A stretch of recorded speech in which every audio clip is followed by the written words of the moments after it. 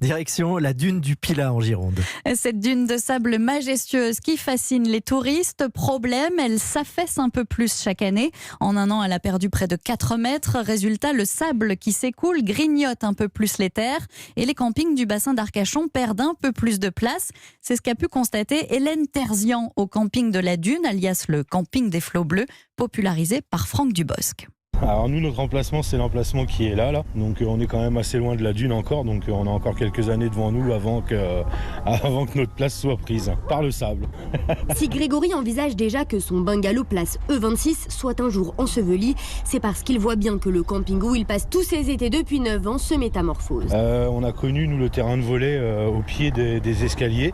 Et là, c'est vrai que depuis 5-6 ans, le terrain de volley a été obligé d'être déplacé parce que la dune empiète sur le camping au fil des années. C'est aussi une piscine et même l'an dernier des sanitaires qui ont disparu. En cause de forts coups de vent en automne et en hiver qui balayent la crête de la dune et du sable qui grignote inexorablement le camping que dirige Franck Couder depuis 10 ans. J'ai perdu à peu près 60 à 70 emplacements et on a perdu une trentaine, quarantaine de mètres là. On avait des emplacements camping-car qui sont sous la dune, donc on a réaménagé d'autres emplacements par rapport à ça. Donc forcément on refuse des gens au mois d'août. Même avec un manque à gagner total de 100 000 €, il prend ça avec philosophie. Oui, le camping peut disparaître d'ici 20 à 30 ans, mais il insiste, on n'ira pas contre la nature. Au camping de la Dune, dit des flots bleus, Hélène Terzian, Europe 1. Alors, on n'attend pas Patrick ?